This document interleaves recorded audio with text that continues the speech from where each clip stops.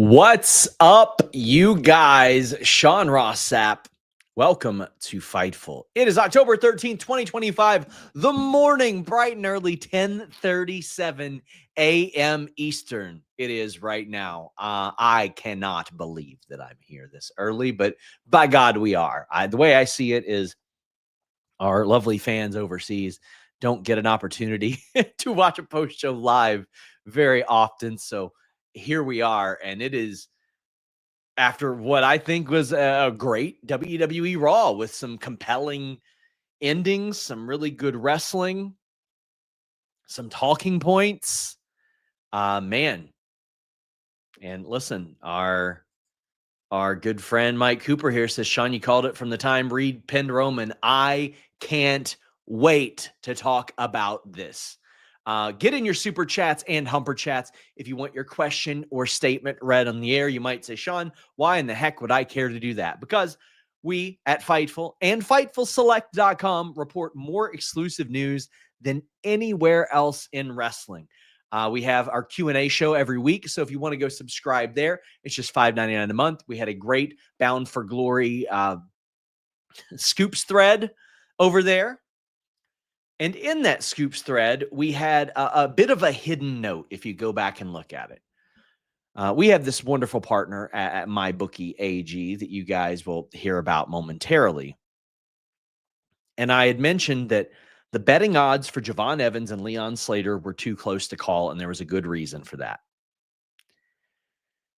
So I want to talk about that before we talk about Raw. Ryan Caccini says, SRS, how can Slater Evans find something in common without Dark State ruining an absolute banger? It's the only way to get the tags, LOL. Now, this is in reference to that fantastic match last night. Oh, man. So let me just start from the beginning. TNA Bound for Glory had a phenomenal match booked. Javon Evans, Leon Slater. I've seen a lot of people say these guys should be now. They shouldn't be the future. I completely agree. Sometimes you need to push the really young talent that are already there. And those two guys are already there. And they had a phenomenal match. They called it a young dream match. And I was like, man, you know what? That's a really good notion for that. And they had an unbelievable match that I think really, quite frankly, spit in the face of a lot of people that say that their type of style doesn't breed great psychological wrestling. The spot where Javon Evans and Leon Slater were about to do a strike exchange, and then Javon Evans hit the cutter, beautiful, just incredible.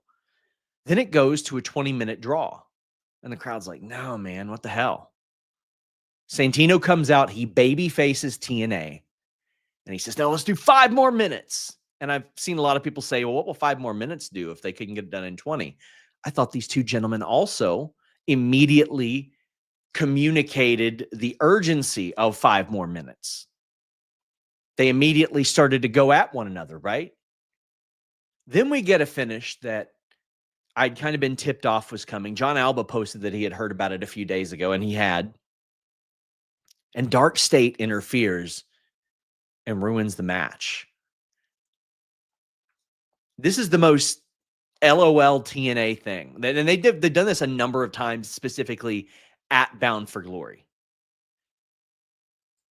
But what annoyed me just as much was the weird excuses that I saw online. I saw some people say, well, I'm happy. That's heat. No, it's not heat. It's dumb booking. It's building to something bigger. To what? Wrestling at the PC on a Tuesday in front of 200 people? Same 200 people that show up all the time, as opposed to the 6K plus that paid for a ticket, many of which were very excited for this match. That's bigger? Whatever happened to just, you want to see 2 people wrestle, they have a clean match, and you'd see who wins. Build to something bigger. What, they're going to have a rematch next year before Leon's contract is up, and they let Leon win then because he's going to go to WWE or whatever? Huh? Halloween Havoc? Okay, so the bigger is just on WWE's platform? What? If you're going to do this partnership, there's naturally going to be people that win and lose.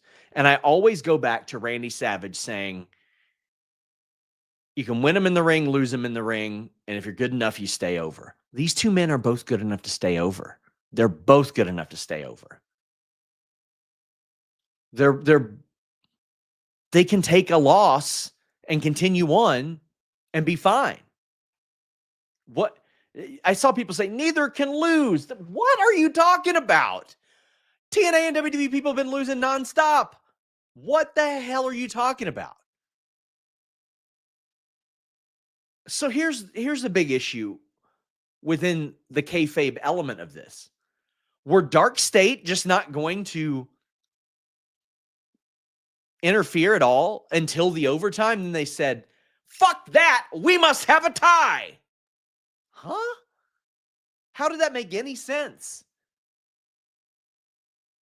How did simply attacking them during the match instead of after the match, after the two showed each other respect, or maybe it got so heated that you wondered if they could coexist after this.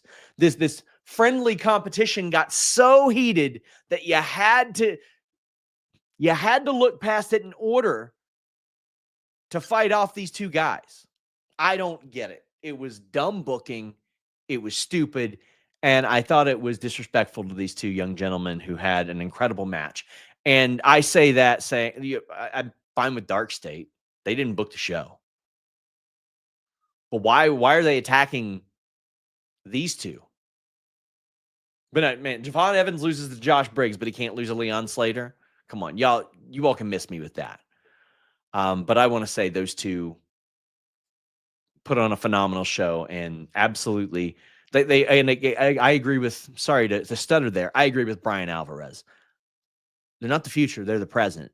Stop telling me how everybody's the future, and start telling me they're the present. That's kind of what we saw at the end of the show tonight. Ryan Caccini says, nothing changes if the beatdown was after. Yeah, I agree with that. So we are going to lean all of the Vision stuff into the end of this show. And oh boy, am I excited to talk about that. So what we will actually kick off with is Rusev backstage bright and early in the morning. And one moment, just telling somebody they can't call me right now as they were looking to give me an update. Rusev's backstage. He sees Penta and he says, listen, I haven't forgotten about that kick last week, by the way. And it does seem like they're still leading to maybe a triple threat here. But he's like, I've got a title match with the winner of you and Dominik. And Dominik and Penta went out there and had a badass match. Like, Dominik has went, and I've said this numerous times, Dominik went from nepotism hire to how long is this going to last to, oh, okay, he's getting pretty entertaining from a personality standpoint to, oh, this guy's putting on good WWE matches to you have to have this guy on your show. Dominik just is a beautiful example of improvement and finding out what you're good at and then working on everything else and then just becoming a well-rounded performer. Like, no, he doesn't look like Austin Theory. You know what I mean? Like, he's not this big jacked dude, but I think that lends to what he does so much. Luis has informed me that Penta calls Rusev a dickhead in Spanish. But I thought this match was very good. I thought the crowd was also very good. I loved the end where Dominik steals the bell hammer and how he also got it back there. He was like, hey, here. And then he throws the hammer over back in the seat. Now, I've mentioned this a number of times. There are very few people that can just outright steal a gimmick and make it work. And Dominik is one of those people that can steal a gimmick and make it work. Like, people are excited to see him do what Eddie Guerrero did because of the comparisons that they have faced for obvious reasons, right? Like, because these two are naturally tied together for the rest of Dominik's life because of the angle that happened however long ago. 20 years ago now. 20 years ago. And people like love to hate Dom, but they also want to love Dom as well. Like, they really want to enjoy this guy. They want him. I think they want him to kind of be like the baby face-ish heel.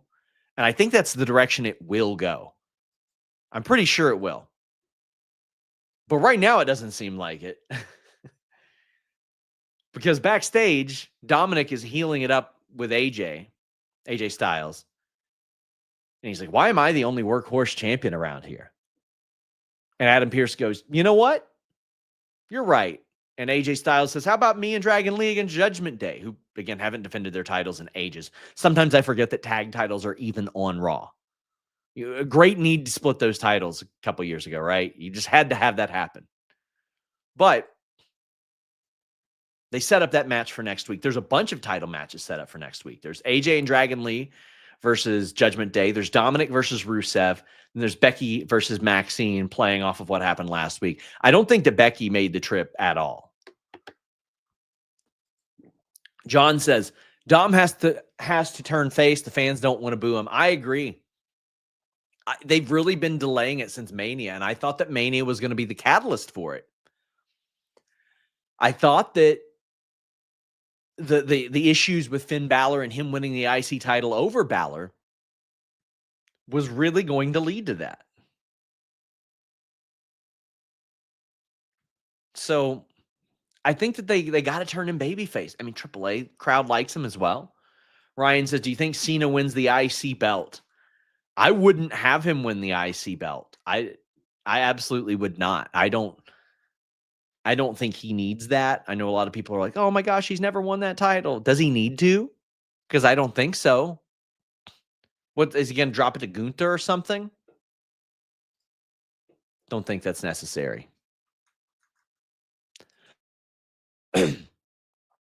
Feeling Drippy says, I was at Bound for Glory, and while I really enjoyed watching it live, most of the booking was yikes. Santana really should have won the title at Slammiversary, partly because 10% of the crowd wouldn't have left before the match and 50% seconds after the bell rang. Everything was just so convoluted, right? Like, okay, here you are. You have Mike Santana. You have him in his hometown in New York City with a record-breaking crowd, and you have him lose to build the heat.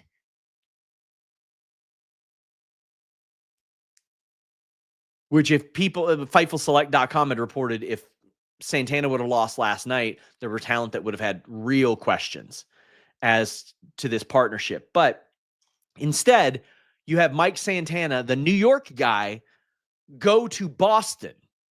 Boston, of which hates New York. Boston, of which was prompted to boo a woman in a Yankees jersey earlier.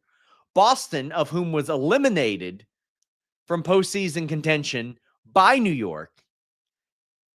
And then you have to have the heel, Trick Williams, who's still getting whoop that trick chance, get on the mic and heel by making another Yankees Red Sox reference, of which Mike Santana probably actually agreed with because he's probably a Yankees guy, instead of just switching the title there.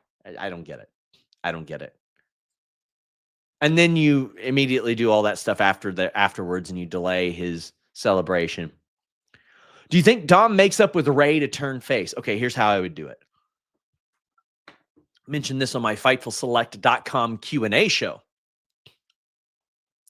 Assuming Ray is healthy soon, and I can't fairly assume that, Survivor Series is in San Diego.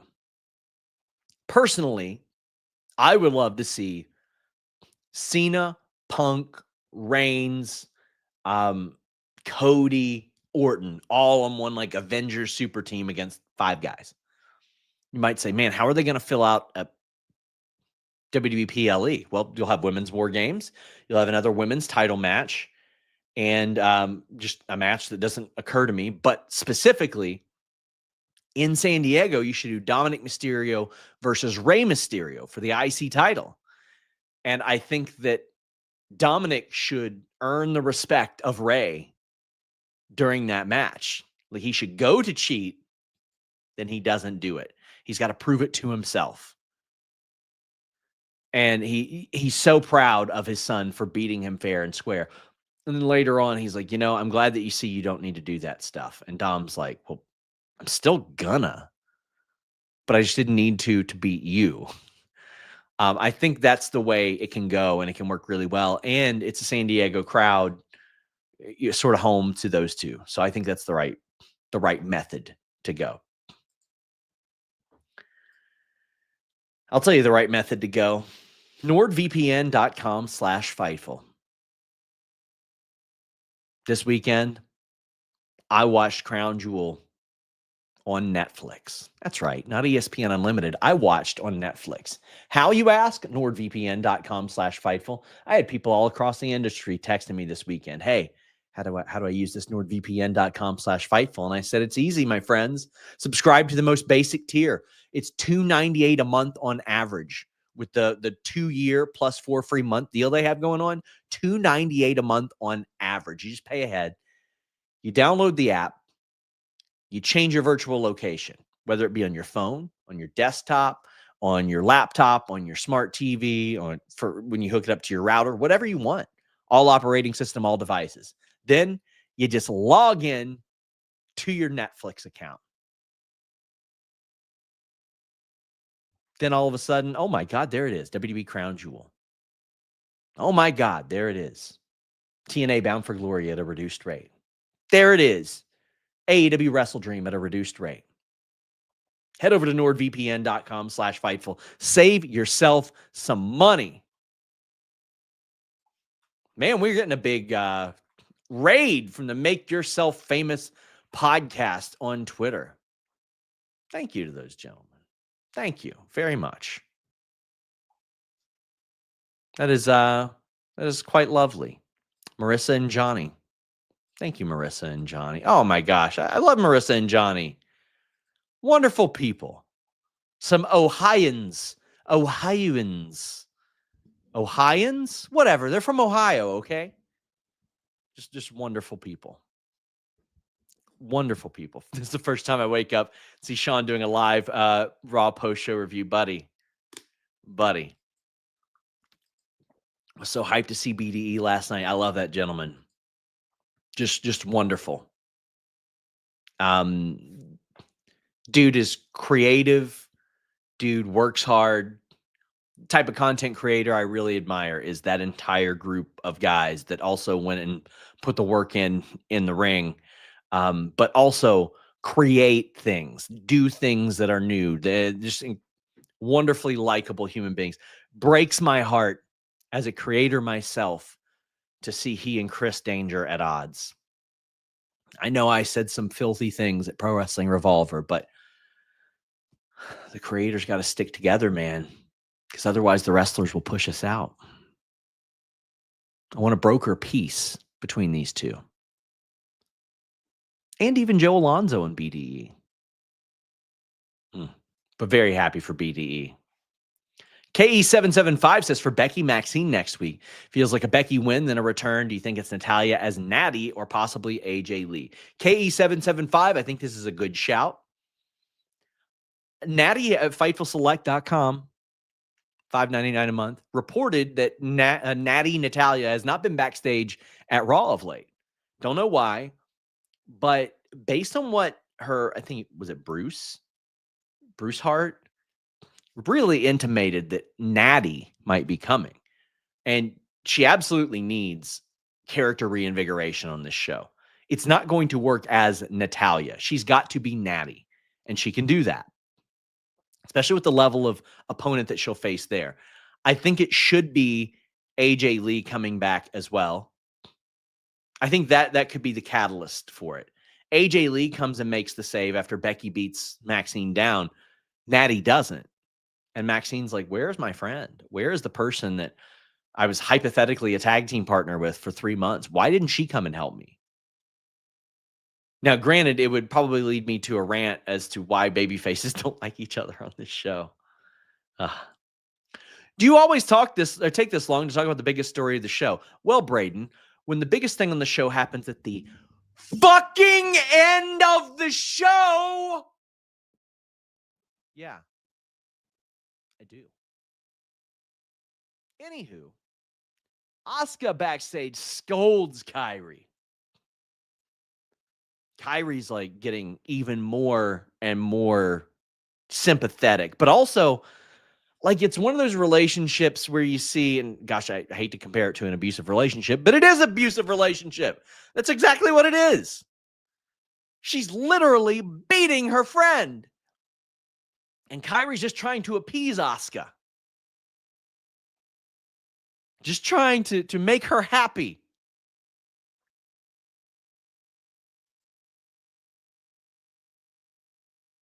Kairi's like tearing up. Braden, I appreciate you being a good sport about it. Asuka slaps her. Kairi's really good. Asuka's really good too. Because like Asuka maintains that like intimidating presence, right? Like sometimes it's easy to forget all of the things that Asuka has done, but you also, if it makes sense, you don't forget all that she's done. You know that she has accomplished everything. Multi-year undefeated run, greatest NXT champion in history, Royal Rumble winner, world title matches at WrestleMania, women's champion, SmackDown champion, tag team champion, Money in the Bank, all that stuff. She has done everything, and she is every bit as good at 44 years old as she was 10 years ago in her mid-30s. She's incredible. And I would argue a better performer from a personality standpoint. She's really great. They play off of one another miraculously well.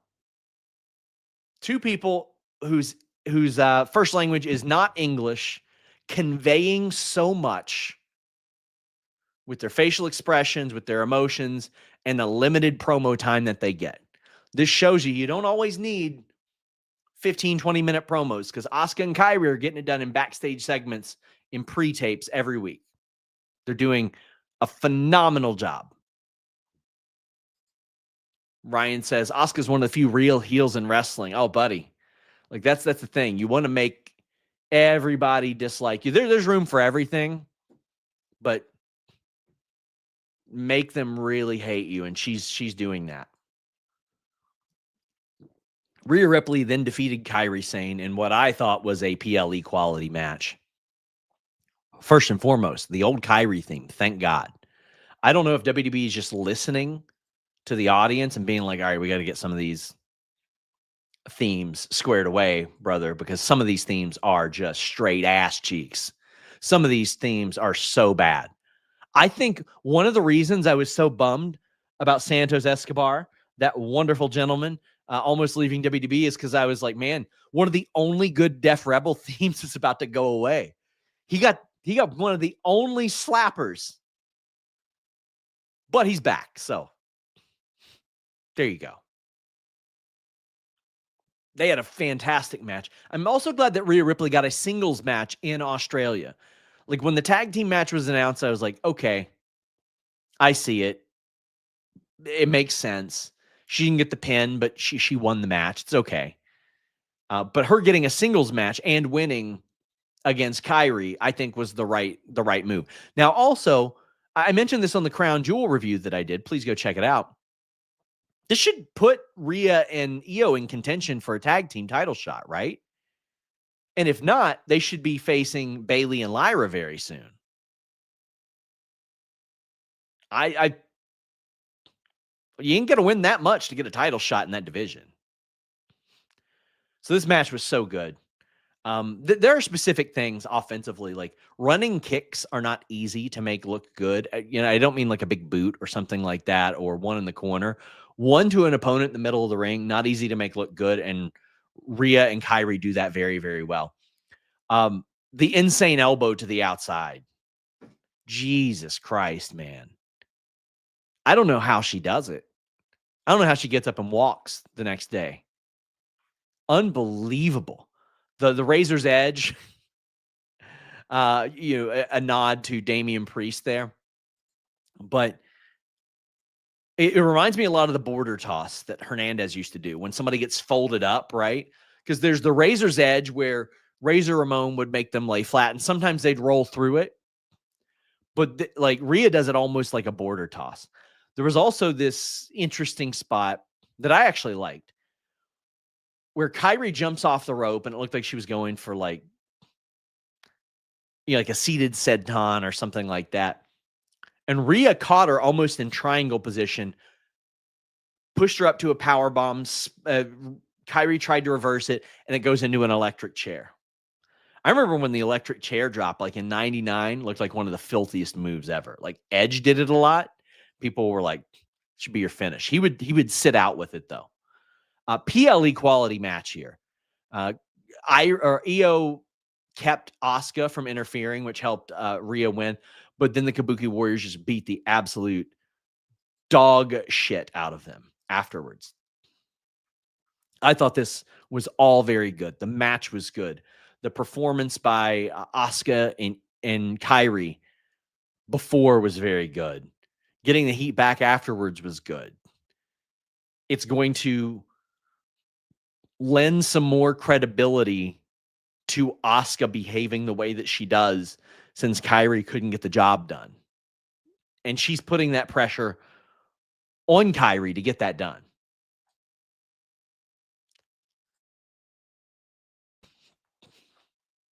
DJ Cass sends a super chat and says, "What's up, Sean? Long time no see. Referee training has gone great. Already had 16 matches under my belt since June. Hope to see you at WrestleCade with AML." DJ Cass. So it's funny, when I first saw your name pop up, I was like, oh, I hope he's going to be at WrestleCade. Buddy, I am there at WrestleCade every year. If you guys have never been to WrestleCade in Winston-Salem, North Carolina, first off, I love Winston-Salem. I love North Carolina. It is very similar to where I live in Kentucky. I love it. It feels like home. Just very important to me. After all the times I've been there, like somewhere where I feel comfortable goes a long way. But WrestleCade is a must attend at least once. Like they are having Sting, Jushin Thunder Liger, Okada, the Hardy Boys. Like go to WrestleCade.com, see that. I'll be there doing interviews. If you go to WrestleCade, please come say hi to me. I would love to meet some of you guys. But it's not just like guests and stuff like that. They have an unbelievable slate of shows. There's a Vampiro Q&A.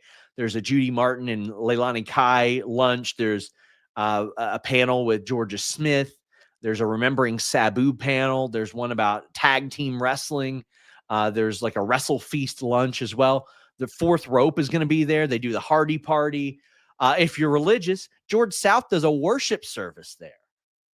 There's Ladies Night Out. Then there's the WrestleCade Super Show.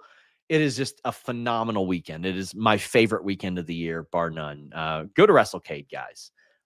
Jason Knight says, "I love this version of Asuka. Reminds me of Akira Hokuto slapping her minions." Yes. I think that probably the inspiration there.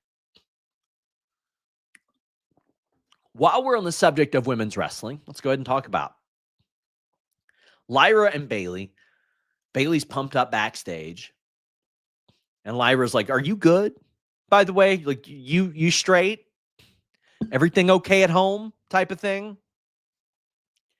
Bayley's like, "Yeah, what do you mean?"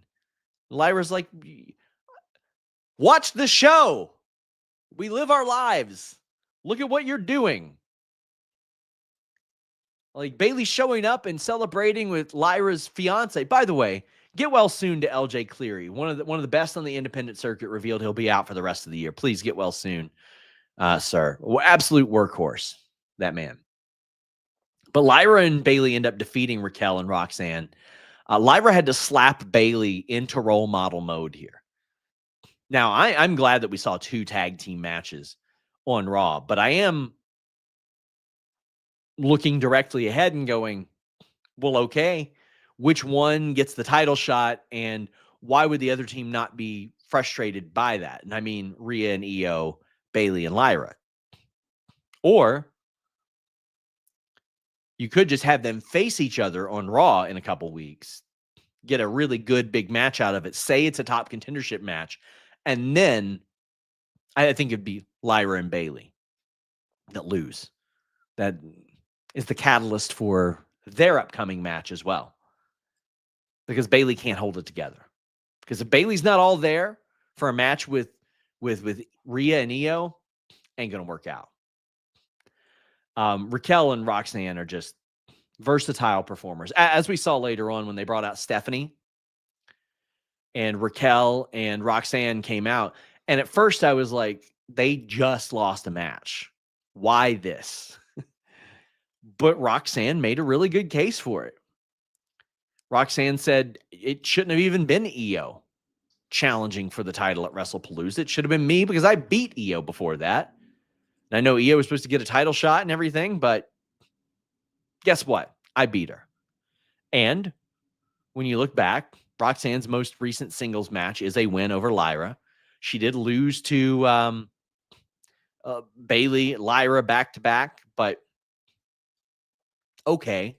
She's at least making her case. But for all the talk of a meritocracy here,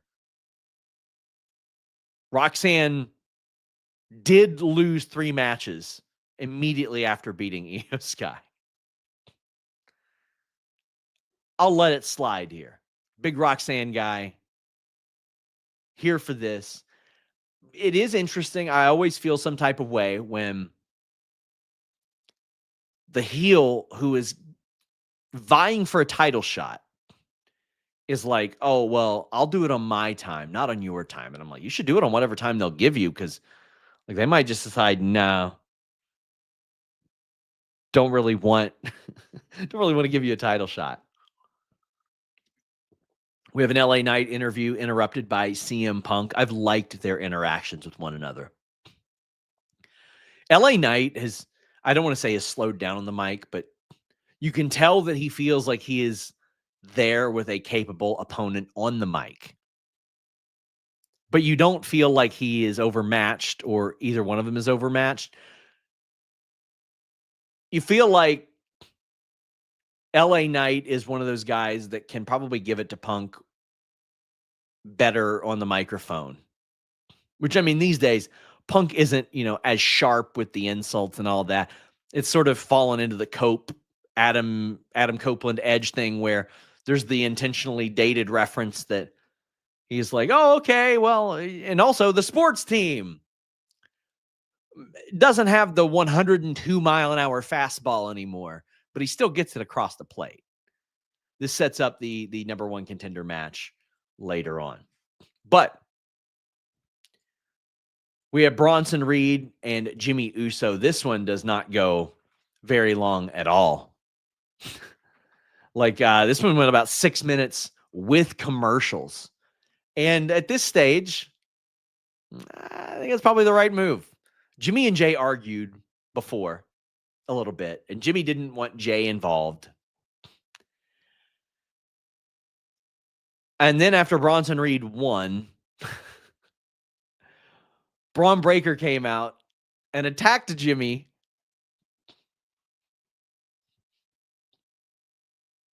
And I swear this family doesn't like each other. Now, I know a lot of people are saying to me, well, Sean, Roman told them not to get involved. Sean, Jimmy told Jay not to get involved. And I'm like, yeah, but they're just going to be sitting backstage well out of reach of Gorilla every time, knowing what the Vision has done. What? No, you're going to be there at least waiting. At least being there. And what if Jimmy was like, yo, come on, I need your help. I need your help. Jey Uso had to put down his quinoa. Jey Uso had to put down his cantaloupe. Or I don't know, maybe his resistance bands or whatever. Maybe he was getting a pump on before the match. Was he all the way up in the concourse area getting ready. This family doesn't like each other at all. Wild, man. Wild. Mosp says Styles and Dragon should beat the Judgment Day next week. I wouldn't hate it, but AJ retiring, man, that one hits me. Honestly, that hits me worse than John Cena. Like, John Cena is near and dear to my heart because my grandmother loved John Cena. Loved that, and we bonded over wrestling, and she liked John Cena when I couldn't stand watching John Cena. AJ Styles is a personal favorite from when I was a youngin'. I was a literal child watching AJ Styles and Air Paris on WCW TV, man. So that one's hitting me hard. I wouldn't mind him being tagged. It's just like the tag team that he gets thrown into is always so random.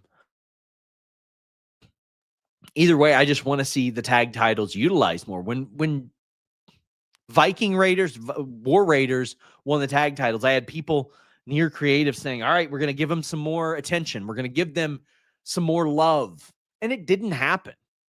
I remember texting them. They're like, we're trying. We're doing our best. Like, you're not doing your best. But Triple H isn't. Maybe the creative team is, but I just want to see them do better. Well, I got to do better after my weekend at my bookie, but tonight, Monday Night Football is going to set me on the right track. I did win a couple of bets this weekend in the NFL, but you can also bet on wrestling at MyBookie AG. Bet on anything, anytime, anywhere. Get a $50 bonus when you deposit $100, or you can get a bonus $100 when you deposit $200. And it's not just that. They have live casino games, slots, all kinds of great stuff, and the best support in the business. I'll let you guys know about some of my wins over the last couple of weeks. Listen, I always put a little on the Bengals, even if it's like 10 or whatever, but did really good on the Joe Flacco yards. I hit, I asked for over 200. I got some money on the Jays tonight over at MyBookie. It's been good over the last few weeks. I had the Steelers to win over the Browns. That one was easy money for me. Very, very easy money. But man, even though there's great parity in the NFL right now, I've been doing pretty good on MyBookie AG. Now, we only want you to bet what you can, and please bet responsibly, but they are the official and exclusive betting provider of Fightful. Also, they have odds up right now that have Gunther as the favorite to face Brock Lesnar at WrestleMania. If you think it's going to be him or you think it's going to be somebody else, you can head over there, put a little money on it over at MyBookie. That UFC 321 card just got announced, and it looks, or just is, it's set rather. Man, it's a good looking show. Man, it is going to be a hoot. I'm excited for that. Just in a couple weeks, they announced the bout order rather. Lots of great fights there. I'm going to be putting some money down on that over at MyBookie AG. Less statuses. Let's go BJ's. Okay, so I'm going to try to find the picture. When I played Little League, like, listen, I live in a small town. They didn't have like the Blue Jay logo stuff. So there we were, 8 years old, with little blue hats that said BJ on it.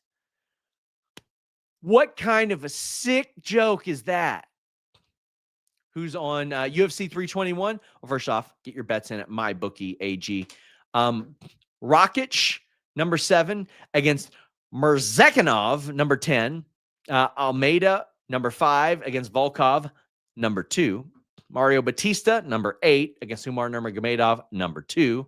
A strawweight title fight between Mackenzie Dern and Jandiroba, and a heavyweight title match between Aspinall and Surreal Gain. Really good show. Like, all top 10 main card. Hell yeah, man. Give me that. Oh boy.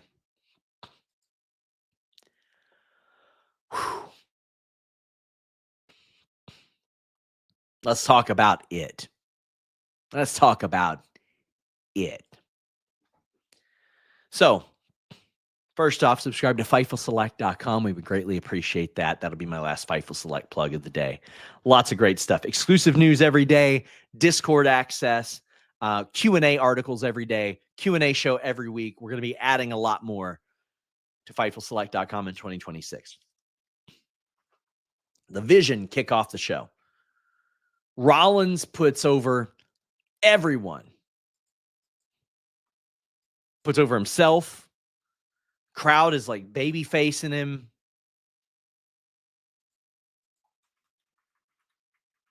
He's, talking about Paul Heyman. He kisses him on the head. Says Braun Breaker is the future. Calls Bronson Reed Auszilla. Says a lot of great things about these gentlemen.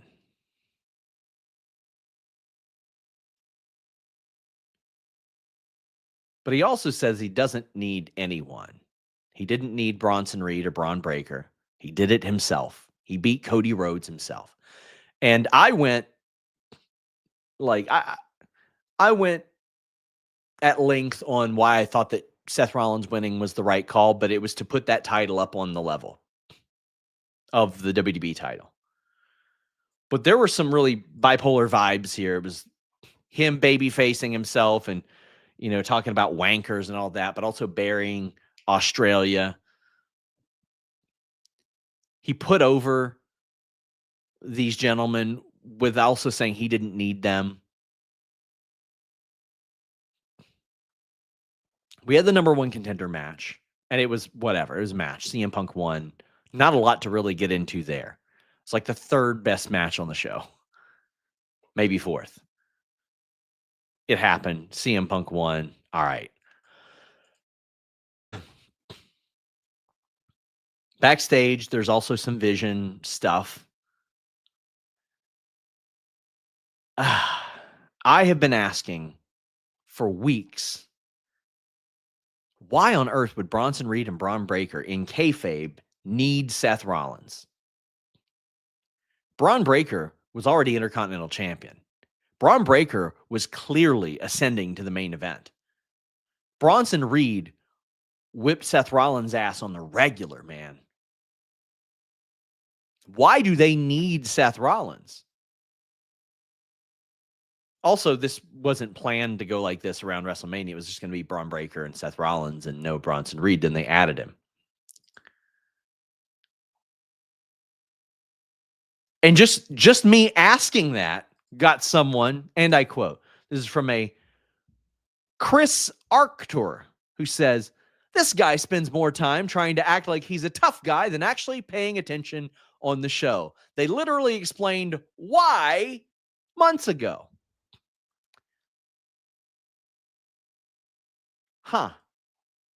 They explained why Bronson Reed would just stop whooping the guy's ass who became world champion. They explained why Braun Breaker would abruptly halt his upward trajectory from a singles perspective to not even compete for the tag team titles, not even compete for any titles at that. You know who didn't need on this show? Bronson Reed didn't need Seth Rollins to beat Roman Reigns. He needed Braun Breaker. So Seth Rollins comes out. There's a big attack on LA Knight, on Jey Uso. And then out of nowhere, Braun Breaker spears Seth Rollins. Now, there's been a lot of speculation about Seth Rollins. Maybe he hurt his arm. I mean, he straight up said he hurt his arm on the diving headbutt. That's it. He said he hurt his arm. I don't know how bad. If it's a forearm, just have him out. Like, you don't got to vacate the title for that. The next PLE is War Games. So you just get through that.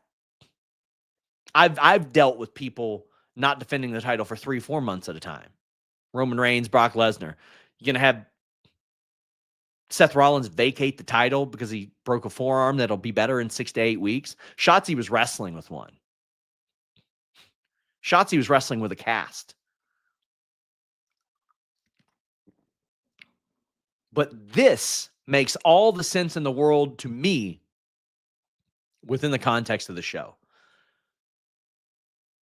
They got their use out of him. If you've listened to me talk about the vision, I did not see a reason why it needed to last until WrestleMania. Why? You're consolidating some of your top guys. You need an abundance of top guys. You need to create top guys. Ibu was on the hump this past week. Shout out to our good friend Ibu. And he said that Cody once mentioned, when you stop creating stars, the business dies. And I got to agree with that. By the way, Simon Miller joining me on the hump this Wednesday. William Rabb says, did Seth get injured? Did that cause them to pivot? Maybe it did. I'll find out more about it pretty soon. Pretty quickly, I'll find out some more about that. But it was the right call. It was a good moment. It was a shocking moment. Bronson Reed joins in on the attack. Then Paul Heyman endorses these two. Paul Heyman sees the future. He knows that Seth Rollins is the present. Seth Rollins was the right move for him now. But look at the trajectory of Paul Heyman. Roman Reigns was an abusive dick. CM Punk used him to manipulate Roman Reigns. Seth Rollins just was the rebound guy. Bronson Reed and Bron Breakker have been treating this guy right. They didn't abandon him. You might say, okay, why else would Bron Breakker do it? I'll give you a good reason. And it's a seed that WWE actually planted very well a couple months ago. When Seth Rollins came back, Bron Breakker had been doing interviews saying, well, I am the leader of the division now. Now, clearly, he really knew that Seth Rollins wasn't hurt. These were very calculated answers that he gave to Fightful's Kate and other people. He said he is the leader of the division. So he wouldn't say that without it meaning something down the line. He ain't The Rock, okay? 20 steps ahead type of thing, but it was a few steps ahead. But then Seth Rollins came back, and what Seth Rollins said was, the only people that I told were Paul Heyman and my wife, implying in kayfabe that he never told Bronson Reed and Bron Breakker what was going on here. Seth Rollins also said he didn't need them. All right, I guess we'll see. There were little things that really set this up, I thought, masterfully.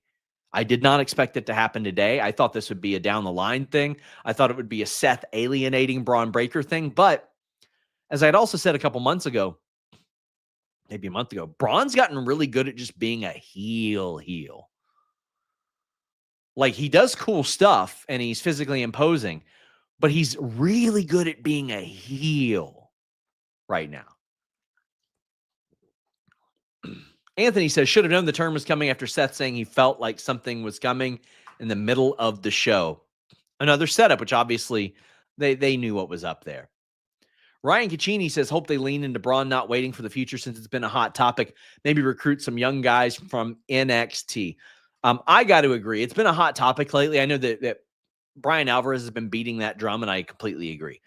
Bron Breakker turns 28 next week. The future? Why the future? Bron Breakker's been wrestling for 5 years. Huh? Bron Breakker debuted in NXT, let's see, 4 years ago. 4 years ago? Batista and John Cena, from the time you saw them on TV, 2.5 years to become world champion. Brock Lesnar was like 6 months. The future is now. Do it now. Seth Rollins is still a great, high-level, fantastic performer. Indispensable. He's also been around for 13 years. 13 years. He can still be the president, but so is Braun Breaker. So is Bronson Reed.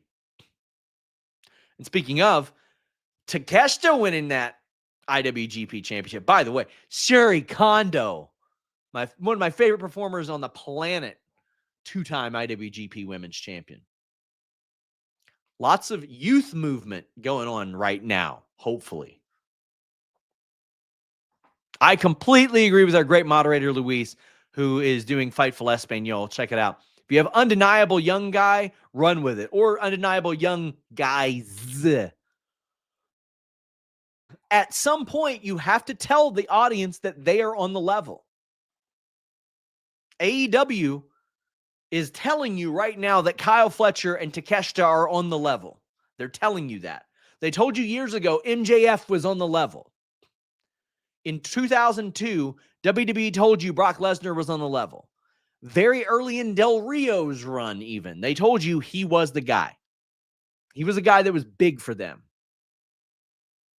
TNA told you very early AJ Styles was the guy.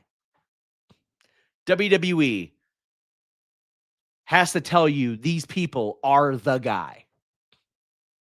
They're ready. They do it really well on the women's side. Stephanie Vaquer, really great. Tiffany Stratton, really great. Do it with the men too. Busby says, I really hope Hunter and Creative had a solid plan in place for the Bronze, and this just wasn't a moment to pop fans and make headlines because it's what they do. As of now, Busby, I am stoked about this decision. I love it. I think it's phenomenal. Didn't see it coming at anywhere near this moment. I thought it'd take a couple months at least. Now, granted, there are some questions regarding Seth Rollins and his health, but listen, if War Games is in like 6 weeks, then you could extend that. Now, bless Cage Match for being fixed on Google, by the way. I'm looking at the last time Seth defended his title. It was August. That does cause a bit of a damn. Because we're already looking at 2 months since he defended the title. Do you want to make it beyond that? You could also do some smoke and mirrors if Seth has a broken arm. If he's got a broken arm. And it's 6 weeks from now, you can have him go into War Games with a cast. You can have him go into a match with a cast or something. It's possible. I don't want to diagnose the man.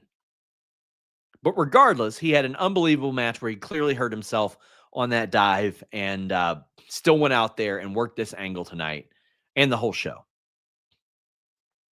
Jonathan says, what the hell happens in War Games now? Ain't no way Seth Punk and the other faces team up. And then Rock Hard Joel Woods says, with that ending to Raw, what's up with War Games? I've been under the impression it was Team Seth versus Team Roman. Now I don't know how they build up 2 teams of 4 or 5 in a month. I still think that the idea for War Games should be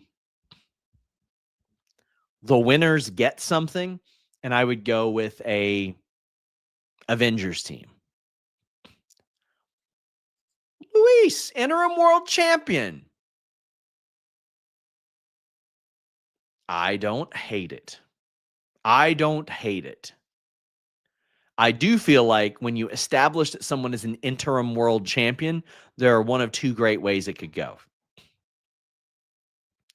One, that interim world champion has to become real world champion to add validity to the interim. Or it could be CM Punk becoming interim world champion. And Seth Rollins still hates Punk. And he's like, you'll never be real champion. The real world's champion thing. I know you've called yourself a real world's champion for years, but you'll never be real world's champion again.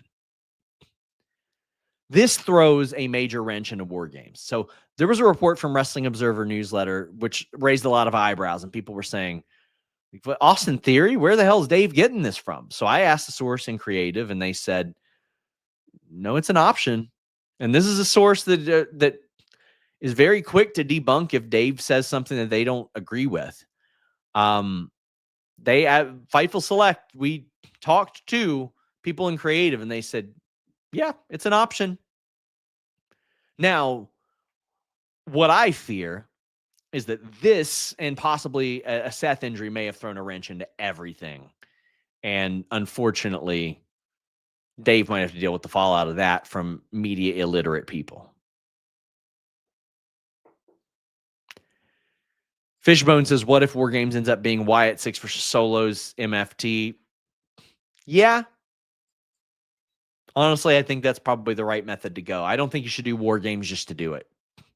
I don't know if there's a main event level story that fits that. Terry Allen Jr. says the interview with Bayley was they need to interview Bayley eventually in a relaxed setting. I don't know if you mean me or WWE, but either one, I would love to. Ibu was throwing around the idea of a tournament for the vacant world title. I hate vacating the world title, especially when we have seen people not defend the title for months. But if Adam Pearce comes along and says he's already not defended it for 2 months, we've got to do something. It would make sense. Oh, man. Guys, I want to say thank you all. You all showed out for this morning show. Our best viewership in a long time live. Man. I want to say I appreciate you guys. It's been a long weekend. It's been a good one. Thank you all for the raids. Thank you all for showing up early. Honestly, makes me wonder if I should start covering WWE Raw on Tuesday afternoons. Makes me wonder. Makes you think. Please subscribe to FightfulSelect.com. Again, every day Q&A articles, every day exclusive news, straight from the source. Every week Q&A podcast and Discord access as well. Until next time, we're out.